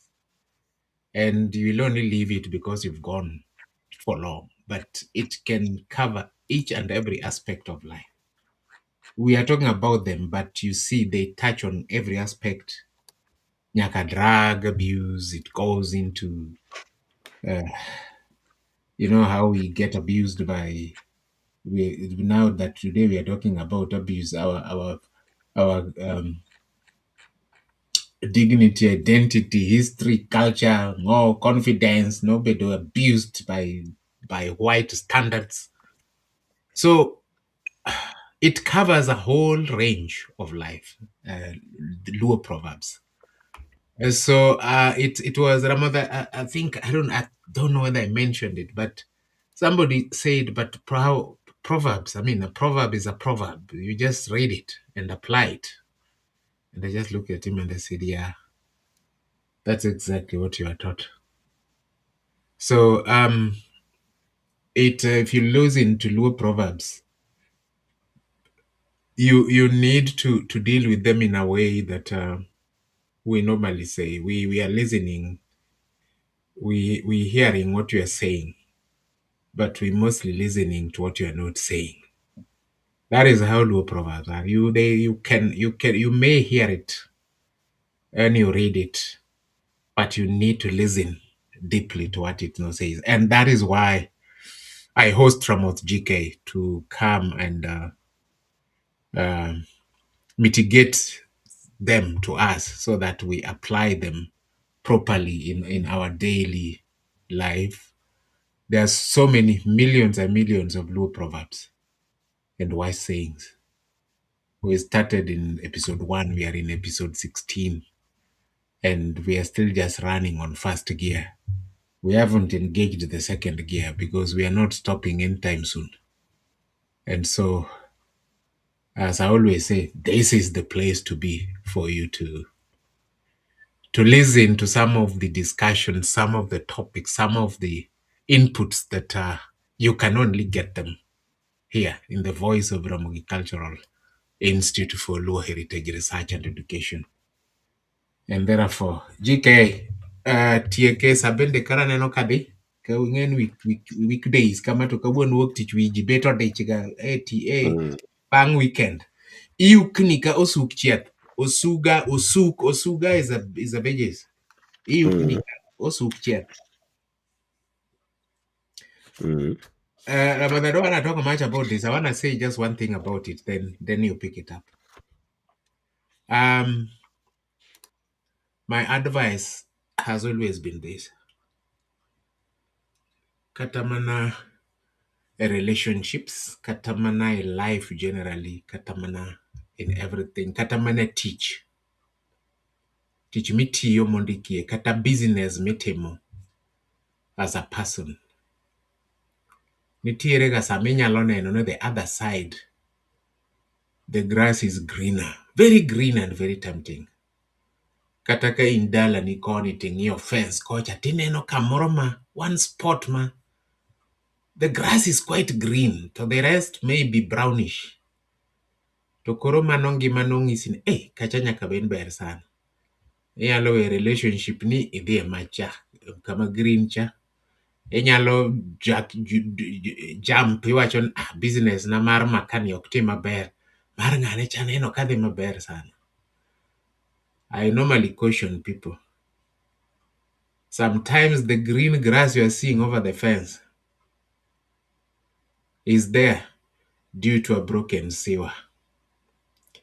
Chieng' ma municipality oloso sewage line. That green grass mineno kanyono, the brown one that was around it would look better. That one will look like luang ni mongiswacha. It will rot because it was growing on a sewer line. Then municipality decided to fix the sewer line. That is what I can say about this. So iukni ko sukchieth. Koro in osuga mar enon dekni maka kidhi kikalo kanyoti we are gine madhi acham. But when you get there, you realize, life this side is not what I was thinking it is. So no shortcuts. Build your life. Go stages by stages, step by step. These shortcuts nikod gikogi. Even katamani mbuika, we've seen a number of young men, very young men. Life gibedo cut short to nyochi neno gimagi loko mtoka mato, gidak kianade to gidak karific life. JK the green grass on the other side is growing on a sewer line. Be careful. Telo. Anawacho mana ni again, nikech kawuono wan mana personality consciousness thinking kaka inyalo safeguard this thing nikech gini en precious but nyaka safeguard in mibo safeguard in protection mare ok obi work from somewhere else en mari ibo create but nyaka protect. So kata manyisa mano nitie gik moko mwaneno ga e ngima gin very tempting kata igombogi in iwuon idwarogi kendo kineno gi online ka giyiengni tibe iwacho acha ni yes yes but ng'isi ni seche moko mago ema nitie kama ne nitie chieth. So nyaki safeguard consciousness ni en more important than gigo nikech dichuo maonge direction, maonge vision, maonge mission ok okonyo oganda. Kaka nanga ne wacho ni dichuo e siro, dhako oganda, dichuo siro. Correct. Gigo dhi karachiel. En mibo ger gino e wiye. Ibo ti kod tekone. To king'iye kamano nyaka safeguard tekoni, obed teko ma mental, obed teko ma intellectual, obed teko ma physical, obed teko ma political, obed teko ma cultural, obed teko ma social, obed teko ma nyaka ang' safeguard. So nikech osechorre, mano mano onego med pare. Ok ayange sana, onego ipare. Mano ne en proverb ma extra. Usually gin 5 no wamed 1 just for mental weight. Mondo ipare mo. So ago erokamano ni koro Ramogi. Erokamano ahinya kuom kawuono bet ka.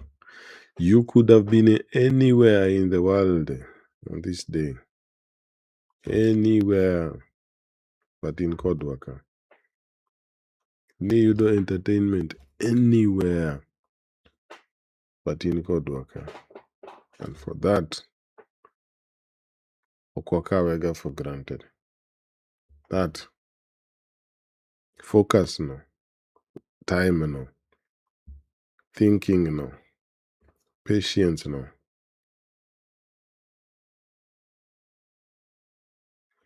ok wakawega for granted. Especially an ng'ama wiya tek. Former janjaga telo, wabe wakadho through mago. Former janjaga. No wuoyo from experience. So we were tech. An jonyadhi. But un patient kodwa wabe. Wago erokamano kuom mano. Konyalo bet patient kod ji ma kaka an kama. Ng'eni jotuoro at least gin joma beyo. Gin gi strike mana nikech long. So mago joma beyo. Wanto wan joma obanyo thoroughly. But erokamano sana kuom bet kodwa ka. Telo olokre siasa, olokre campaign. Erokamano sana kuom bet kodwa ka. Wago erokamano. Kendo obed kod week ma kaka wachoga, obed week man nigi challenges but overcomable. Munyalo overcome mondo wamed grow. Wamed bedo luo. Wa test this identity ma wan go kod personality ni. Gigo momiyo wawite piny kose gigo momiyo wamak identity marwa mar luo ni even more. Personality ni kod this thought system. Erokamano. Erokamano to Ramogi Cultural Institute for Luo Heritage Research and Education. Omiyowa this chance. Bet ka wanyalo wuoyo kod jogwa. Wanyalo wuoyo kod nyikwa Ramogi. Wago erokamano. Umed sirowa, umed tenowa. Umed mako lwetwa ka wadhi mbele. Kata gik ma onego tim mbele ka, umed makowa, umed bedo kodwa. Mondo wamed tegno. Wamed tegno. Erokamano. Kuom jowa, nyithiwa, erokamano. Erokamano ahinya for patience, for understanding.